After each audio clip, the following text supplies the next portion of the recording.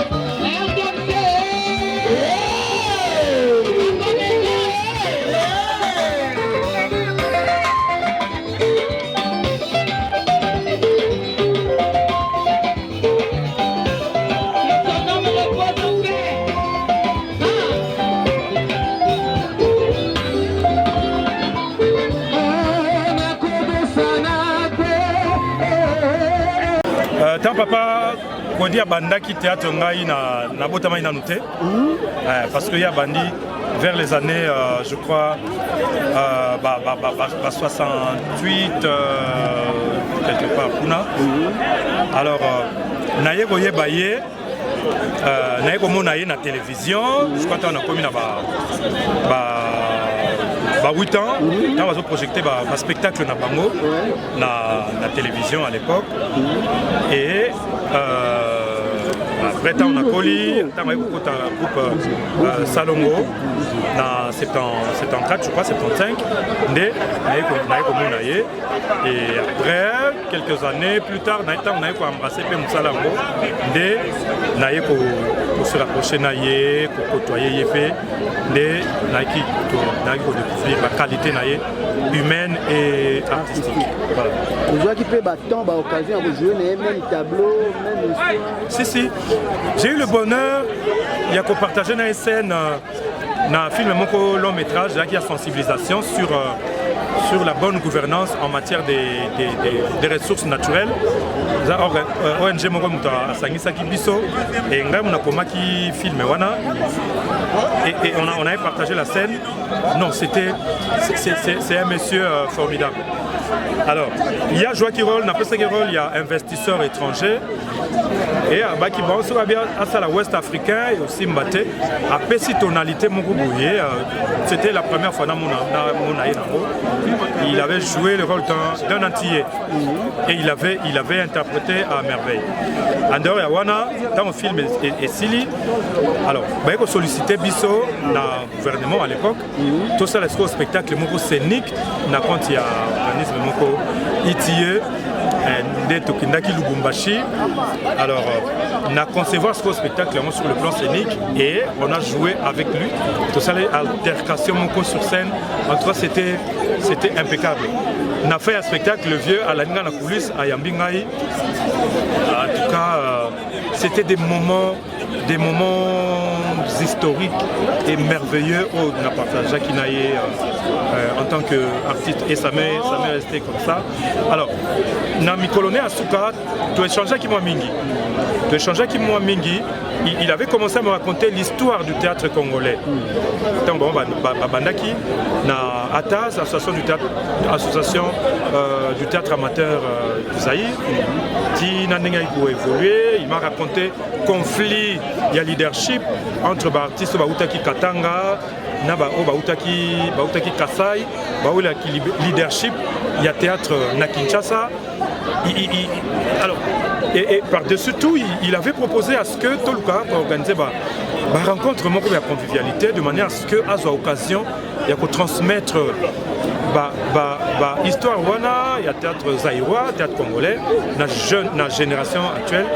Alors au moment où on était en train de préparer justement la rencontre wana, voilà que l'irréparable vient de nous l'arracher et c'est vraiment déplorable. Par rapport à l'historique, non mais théâtre Nabiso, ils allaient en perte de vitesse. Quand je parle de théâtre, ils allaient au hier Bandaka Nango, théâtre de salle, théâtre scénique. Les loyaux. Température à théâtre, Torico jugé à travers l'infrastructure, il y a théâtre. Les loyaux à Kinshasa, salle nigne, spectacle, tout ça. Ça n'existe plus. Ce qui est allé Mokoza n'a été nini. Siège à théâtre national, il y a des équipes Bastillon, il y a théâtre, il y a beaucoup d'habits, mais qui nous talango, ça n'a été un délabrement total. Vous comprenez? Donc c'est cela. Et ça pour démontrer justement niveau ni théâtre, considération ni Bakonzambo, le théâtre d'Abisso. Vous comprenez? Responsabilité dans l'artiste, c'est ton dirigeant. Chacun a sa part de responsabilité. Bon, pour l'instant, je pense que la responsabilité, ça allait beaucoup plus. N'avez pas ma dirigeant. Dans le discours à président Massimo Alobaki, président Papa Kouedi a soufflé derrière le rideau que non, pourquoi juste là, le gouvernement nous la politique culturelle les arrêter. Ça veut dire que la culture n'a valeur en tête. Ce qui veut dire qu'on doter la loi sur la culture, ça veut dire qu'on ne considère pas la culture, qu'on ne se voile pas la face. C'est ça justement. Statut artiste Lelo, les années. C'est vrai qu'on aurait un chef de l'État, mais de son vivant, il était qui? De votre côté, mais dans la considération, Papa Kouedi et l'autre, les talents, c'est la seule richesse que nous avons. C'est les seuls atouts autour Zanango. Nous avons forcé le ministre à Tombolangaï. Non, les Moussala Nangaï. Tout ce que nous pouvons faire, c'est le plaidoyer. Il y a mon dégué, tout ça, la boye, tout ça, Kobelela, tout ça, Koganga. Boye, le gouvernement Mboka peut qu'il y ait minité, ça colotante, mais ça peut culture, et ça peut art. Il y a mon dégué, tout ça, Koloba, peut tout Kolembate. L'artiste pour que les liboso, basa bateau, basa contribuer. Boya quand côté là, ba fleur té, ya minene. Ce qui ba koufi, Kouedi ba fleur amoni amote, ayebi amote. Ayebi amote. Kouedi ayebi té ba yego pesa imbote, ayebi amote. Il est parti malheureux. Il faut nous honorer vivants, honorer les artistes vivants. Honorer nos vivants. Il y a des icônes qui sont restées. Il y a des icônes qui sont restées. Honorer Bino. Est-ce que vous avez un parlement ça la loi Papa vanda na yo omoni pouvoir na éviter les arrondire ko local toza na ba député ba artiste avant ba comme ba député to vanda na bango ta biso soki to komi kuna biso mais banda ba kota to éviter soki ko local soki ni ba bosana na bango mais oyo ba déclaration ba parti politique na bango ba très engagé na ba parti politique na bango ba déclaration ya ba opposant mais makambo tel tout makambo biso to voter là ki bango to sali bango campagne et l'autre côté nous avons des députés qui sont il y en a des comédiens ba députés tous les musiciens baza ba député tous les opérateurs culturels nazo tanga ba député baza ba culturel ba député bango ba miyebi ne ba te ezarani ni soki mutu okwa na place oza place ba décideur omona obosali makambo nyonso baninga batinda kiyo okomi ono tozo mona bato kuna bato liate bato mais des artistes ils sont là boza lobeli na bango et vous allez beaucoup kota na histoire parce que combat mutu bozo mener ba député nyonso ba ko salango mais yo artiste soki lelo yo tango yena hémicycle au doté république pour doter kabiso au doté république na loi sur la culture mais on a vu des lois qui portent les noms de leurs instigateurs. Hein? Voilà un peu ce que je peux dire. Pour nous, honorer artiste avant qu'on na méthode ni na modalité ni na critère ni parce que tant que lui boza pe belé honorer Papa Kouedi à Koufi Amonyango, vous avez raison. Mais bino botikali na critère ni na modalité ni ba ko honorer bino ba pesa bino ba fleur na place ya ba gerbe de fleurs. Ko banana nous ko honorer ba artiste ezali, il faut ko exiger nanu, il faut une politique culturelle parce que nous c'est na kati wana ba ko définir statut et artiste ezali nini. Donc on va définir statut et artiste. Pour les statut et artiste ezanani. Artiste ezanani aza mandia, aza indépendant ou bien aza mutu pe ko futa taxe à l'état de manière à ce que l'état peut c'est là avantage social nyoso oyo inhérent à citoyen nyoso ou afutaka tout ça n'est pas défini.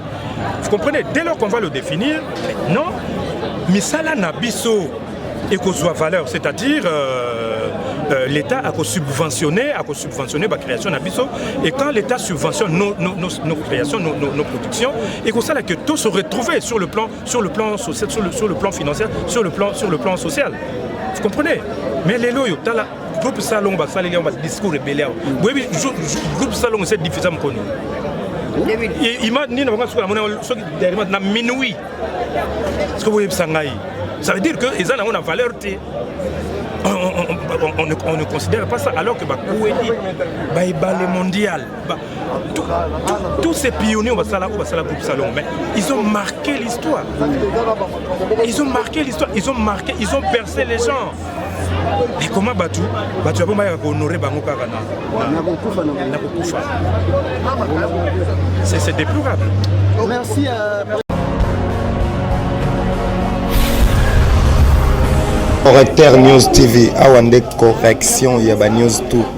Donc Awande, on assure quoi. Suivez Correcteur News TV pour avoir toutes les informations crédibles et fiables. Correcteur News avec Yemoko Rachou. Rachou, la caramel, check.